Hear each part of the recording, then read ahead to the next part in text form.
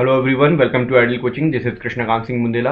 Macro economics में हम international economics पढ़ रहे हैं और ये पार्ट 6 है। इस पार्ट में हम टर्म्स ऑफ ट्रेड के अगले 3 मेथड यानी कि double factor method, factorial method, real cost method और यूटिलिटी मेथड पर डिस्कशन करेंगे।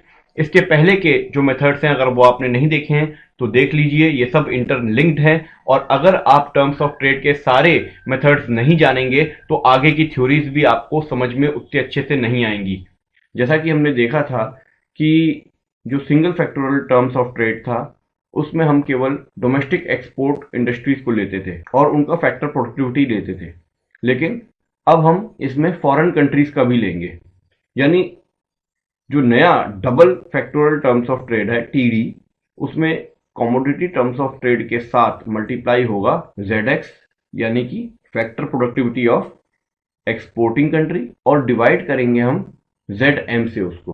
अरे भाई, जितना हमारा एक्सपोर्ट की प्रोडक्टिविटी है उससे हम इंपोर्ट की प्रोडक्टिविटी के इंडेक्स को डिवाइड करेंगे तो दोनों कंसीडरेशन माना जाएगा और उसमें इंटू हो जाएगा कमोडिटी टर्म्स ऑफ ट्रेड। तो वाइनर ने जब इसमें वैल्यू डाली तो क्या हुआ, T C equal to P x upon P M into 100।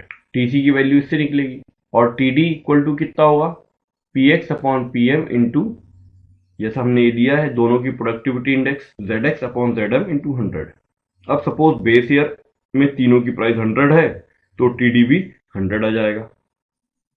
Okay, लेकिन अगर हमने करंट ईयर लिया 2015 का, जिसमें पी एक्स 170 है, पी एम 160 है, जेड एक्स 176 है और जेड एम 136 है, इन सब की वैल्यू जब हमने पुट की इसमें और 100 से मल्टीप्लाई किया तो हमको टीडी मिल गया 137.50, यानी 37% बढ़ गया टर्म्स ऑफ ट्रेड। कौन सा, double terms of trade.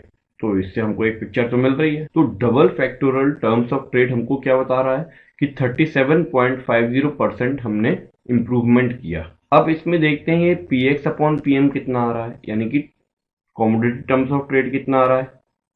Calculate किया तो टीसी आ रहा है हमारा 106, और इसमें सिंगल वाला भी शामिल है क्योंकि इसके साथ क्या इंटू हो रहा है, जेड एक्स।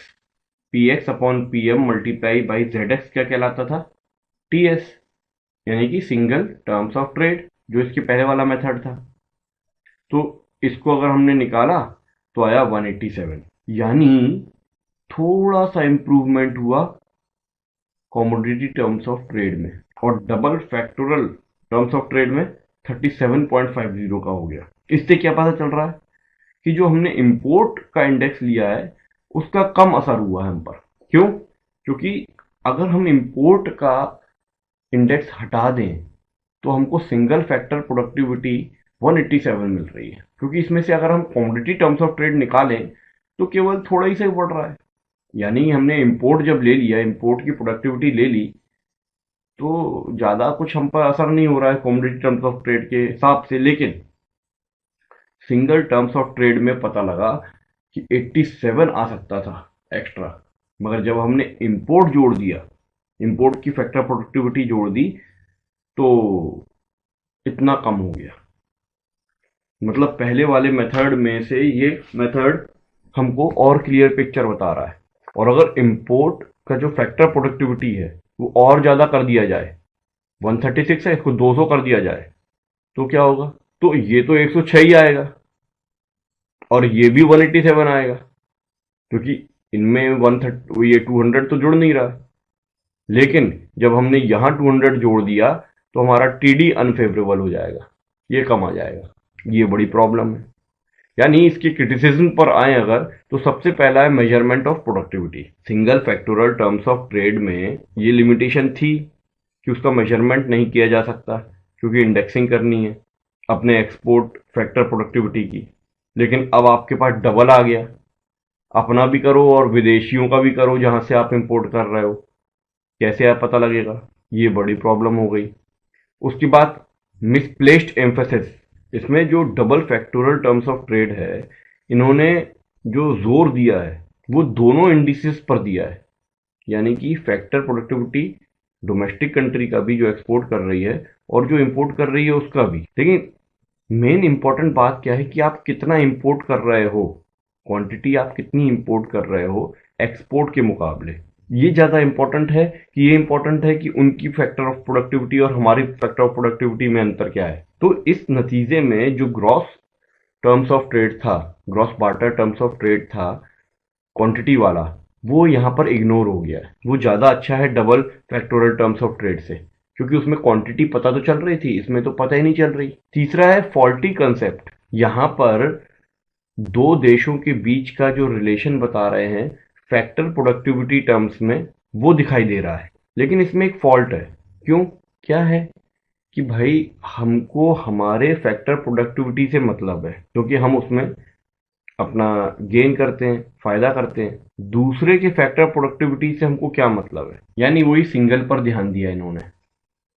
और फोर्थ है difficulty in the determination of gains from trade. फिर से वही गेन आ गया, जिसकी वजह से बना था कि फायदे पता लगे, वही नहीं पता लग पा रहा है, क्योंकि फैक्टर प्रोडक्टिविटी बदलती रहती है दोनों कंट्रीज की, और उसकी वजह से दोनों कंट्रीज की क्वांटिटी में फर्क आएगा। जब आप प्रोडक्टिविटी ज़्यादा करेंगे, अच्छी करेंगे, तो आपकी चीज़ें सस्ती होंगी, सस्ती चीज़ें ज़्यादा एक्सपोर्ट या इंपोर्ट होंगी। तो वो कैसे पता लगेगा कि हमारा फ़ायदा कितना हो रहा है। सपोज हमारी चीज़ें सस्ती हुई और इंपोर्ट कंट्री वाली भी सस्ती हो गई। आज हम 10 प्रोडक्ट बेच रहे थे, तो आज हम 15 बेचने लगे, मगर वहां से भी 10 आते थे तो उनने भी 15 देना शुरू कर दिया इंपोर्ट उसी प्राइस में। तो फायदा कितना हो रहा है कैसे पता चलेगा, क्योंकि क्वांटिटी तो आप ले नहीं रहे हो, आप केवल प्राइस ले रहे हो। लास्ट है नेग्लेक्ट ऑफ रियल कॉस्ट। ये इंपॉर्टेंट बात है, जिसकी वजह से अगला मेथड बना था।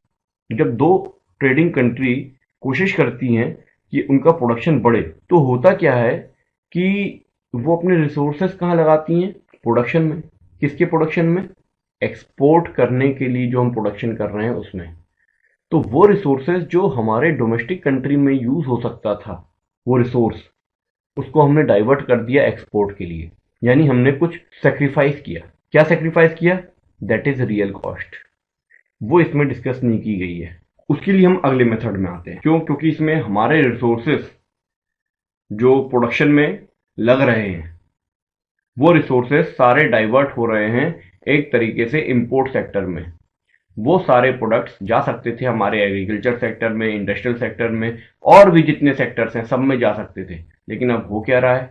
उनको हमने डाइवर्ट कर दिया है एक्सपोर्ट सेक्टर्स में। वो सारे प्रोडक्ट्स अब कहाँ जा रहे हैं? हमारे एक्सपोर्ट में। तो ये जो हमारे रिसोर्सेस हैं जिनसे हम प्रोडक्ट बना रहे हैं, इसका सिंगल यूनिट लीजिए, एक यूनिट, वो पर यूनिट डाइवर्शन कहाँ से हुआ है? एग्रीकल्चर सेक्टर या जितने भी अलग अलग सेक्टर्स हैं वहां से डाइवर्ट होकर हमने इस्तेमाल कर लिया है एक्सपोर्ट सेक्टर में। तो पर यूनिट जो हमने डाइवर्शन किया है, पर यूनिट यानी उसका पर यूनिट हम यूटिलाइज कर सकते थे अपने लिए, लेकिन हमने एक्सपोर्ट में उसका इस्तेमाल किया है, तो हमारा ये रिसोर्स हमने सेक्रीफाइस कर दिया। तो अगर हमारा एक्सपोर्ट प्राइस हमको निकालनी हो तो हम कैसे पता लगाएंगे?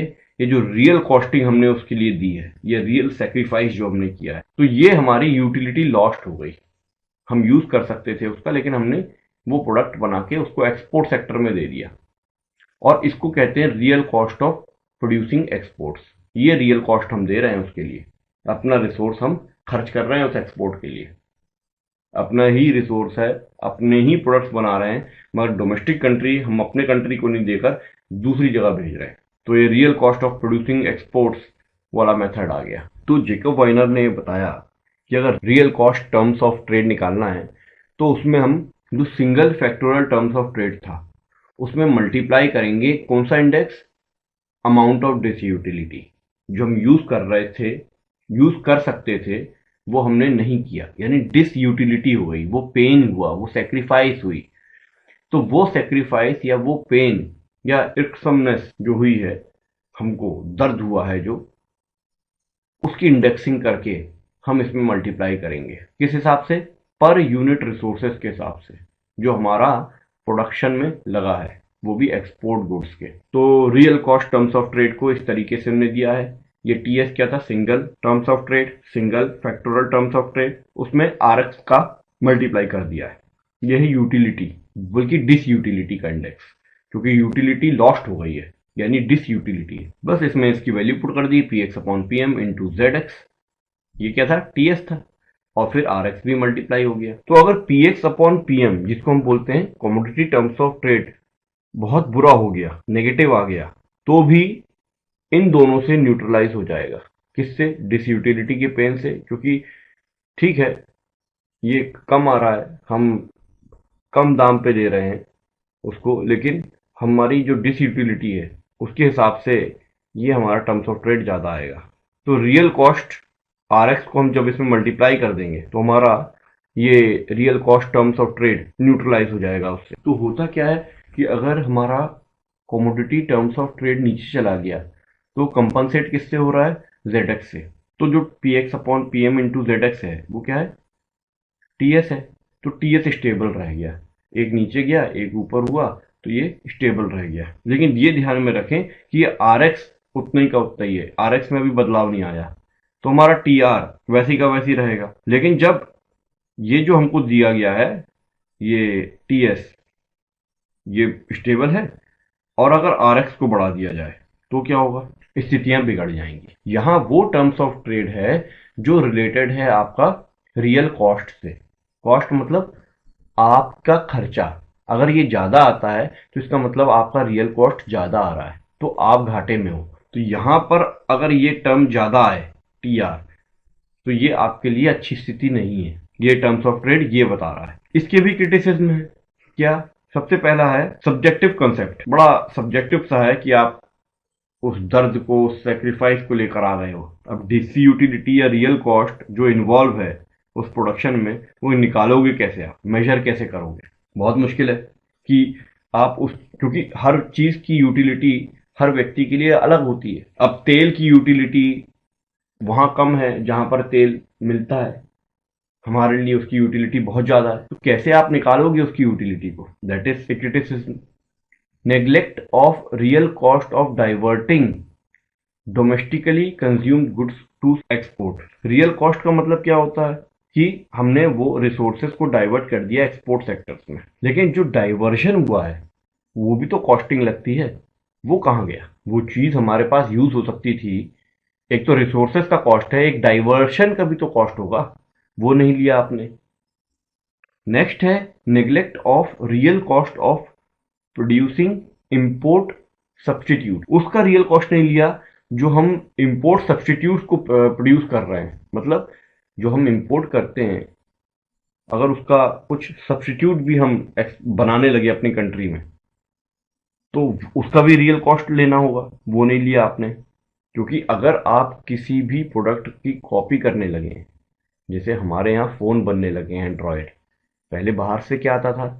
सैमसंग आता था या जो भी आता था, अब उसकी कॉपी बनने लगी हैं, अलग अलग ब्रांड आ गए हैं, इंडियन ब्रांड्स। तो इंपोर्ट पर फर्क पड़ेगा ना, इंपोर्ट की क्वांटिटी पर फर्क पड़ेगा, कम आएगी। तो आपने उसकी रियल कॉस्टिंग का तो कुछ बताया ही नहीं। तो इसके लिए फिर जेकब वाइनर ने एक और टर्म्स ऑफ ट्रेड लाए, और that is utility terms of trade. Simple सा है ये, T U, utility terms of trade में टी आर ले लिया। टी आर क्या था? Real cost terms of trade, और उसमें यूटिलिटी भी मल्टीप्लाई कर दी। यू क्या है? U M one upon U A one, और इसको हम डिवाइड करेंगे U M zero upon U A zero. A क्या है? आप जो भी एक्सपोर्ट करने के जो रिसोर्सेस थे, जो आप यूज कर सकते थे, आपने उसको एक्सपोर्ट में लगा दिया, वो ए है। और एम क्या है? आप उसके बदले में अब इंपोर्टेड गुड्स यूज कर रहे हो, यूटिलिटी अब आपकी इंपोर्ट के लिए है, और जो एक्सपोर्ट कर दिया आपने वो यूटिलिटी आपकी चली गई। ऐसे ही बेस ईयर में कितनी गई थी और कितनी आई, और अभी कितनी गई और कितनी आई, उनको अपन इंडेक्सिंग करके जब डिवाइड करेंगे तो ये एवरेज यू आएगा, यूटिलिटी, वो हमने जोड़ ली। क्योंकि पिछले वाले मेथड में हमने केवल अपनी यूटिलिटी से मतलब रखा था, इसमें हमने इंपोर्टिंग यूटिलिटी भी ले आए। तो P x upon P M into Z X into R X into U, इतनी सारी चीजें इसमें आ गई। मगर इसका भी क्रिटिसिज्म था कि ये केवल एकेडमिक इंटरेस्ट के लिए अच्छा है, ये प्रैक्टिकल नहीं है उतना। यूटिलिटी निकालना ये कोई हंसी मजाक नहीं है। तो ये जो कंसेप्ट है कमोडिटी टर्म्स ऑफ ट्रेड के और इनकम टर्म्स ऑफ ट्रेड के, दो कंसेप्ट ये बहुत ज़्यादा यूज होते हैं इंटरनेशनल ट्रेड में आजकल, क्योंकि इसमें जो गेन्स निकलता है वो कैलकुलेट कम से कम हो जाता है। तो चाहे वो डेवलप्ड कंट्री हो, चाहे वो डेवलपिंग कंट्री हो, ये दोनों यूज होते हैं। That's it. Thank you.